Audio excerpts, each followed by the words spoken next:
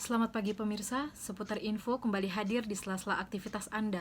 Bersama saya Itirana Arika yang akan memberikan berita-berita terbaru dan teraktual 26 Februari 2021.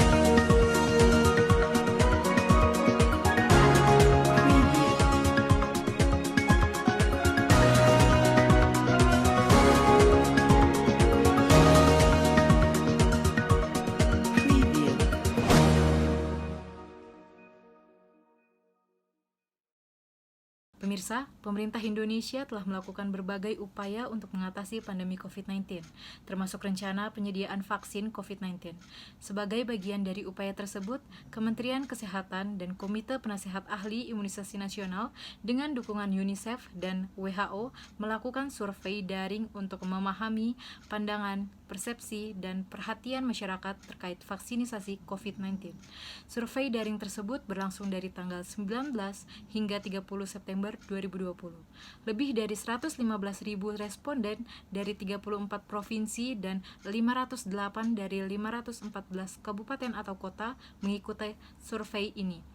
Di tahapan awal, vaksinisasi COVID-19 akan diperuntukkan bagi garda terdepan dengan resiko tertinggi, yaitu tenaga kesehatan dan petugas pelayanan publik.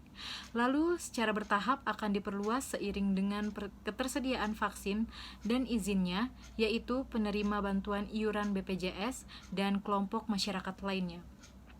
Terkait perencanaan vaksinisasi bertahap, hal yang lebih detail saat ini pemerintah telah menyusun peta jalan atau roadmap yang akan menjelaskan mekanisme pelaksanaan vaksinisasi COVID-19 secara menyeluruh.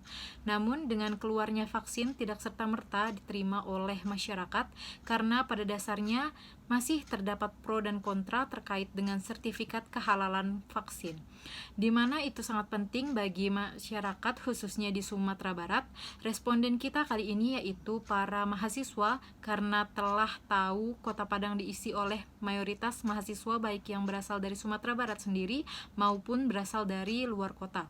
Maka dari itu langsung saja kita kembalikan kepada reporter Winda Ramadhani selaku reporter yang meliput berita di tempat. Kepada Winda, bagaimana pendapat mahasiswa di Kota Padang sendiri terkait dengan sudah dikeluarkannya vaksin yang juga baru-baru ini direalisasikan oleh tenaga medis sebagai penerima pertama. Winda, dipersilahkan. Selamat sore, saya Winda Ramadhani dari reporter lapangan berita TV One. Pada hari ini saya akan mewawancari salah satu mahasiswa yang tentang pendapat mereka mengenai keberadaan vaksin. Kepada Mbak Mawar, kami persilakan. Halo, selamat siang, Mbak Mawar. Ya, selamat siang, Kak. Untuk era saat ini yaitu pandemi, kan kita tahu bahwa sekarang ini pandemi sudah semakin meluas dan pemerintah dengan kebijakan pemerintah keberadaan virus corona ini akan dihentikan dengan cara adanya pembuatan vaksin. Dan dengan adanya vaksin ini, menurut Bu Mawar, apakah setuju untuk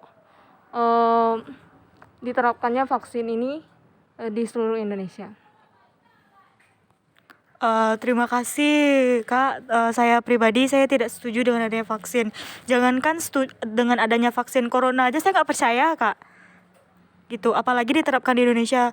Rasanya kebijakan itu tidak efektif gitu. Mungkin pemerintah bisa membuat masyarakat tuh lebih percaya dulu terhadap virus corona gitu. Dibandingkan dengan memaksa untuk memvaksin. Menurut saya itu kebijakan yang sangat sia-sia. Terima kasih atas pendapatnya, Bu Mawar. Tapi untuk saat ini kan di mana vaksin ini sudah jadi kewajiban, dan bila seorang yang tidak ingin divaksin akan didenda sebesar 24 juta. Pendapat Bu Mawar itu suatu hal yang bisa diterapkan? Apa kalau bisa Bu Mawar tidak menolak vaksin, apakah Bu Mawar akan membayar denda itu? Oke, sebelum itu jadi begini, Kak. Pemberian vaksin itu kan ada kriteria-kriterianya. Saya lebih mempersilahkan dulu orang yang membutuhkan gitu karena saya merasa badan saya sehat, jadi saya tidak perlu divaksin. Apalagi saya jujur saya tidak mau divaksin begitu. Sekian Kak, terima kasih. Maaf Kak, saya harus pergi ke belakang dulu, terima kasih. Terima kasih atas waktunya, Mana Bumar. Padang Winda Ramadhani melaporkan kembali ke studio. Baiklah, terima kasih kepada Saudari Winda yang sudah melaporkan di tempat. Dari penjelasan Winda, tidak semua mahasiswa yang setuju dan menerima vaksin tersebut terkait dengan kehalalannya. Namun perlu kita ketahui bahwa vaksin ini begitu penting. Vaksin bukanlah obat. Vaksin mendorong pembentukan kekebalan spesifik pada penyakit COVID-19 agar terhindar dan tertular ataupun kemungkinan sakit berat. Saran yang mungkin dapat saya sampaikan kepada masyarakat adalah tetap tenang, tidak perlu panik, sabar dan bijaksana dalam menghadapi berbagai pandemi seputar vaksin. Demikian saya laporkan saat ini. Iptirana Arika dan segenap kru yang bertugas undur diri. Terima kasih. Selamat pagi dan sampai jumpa kembali.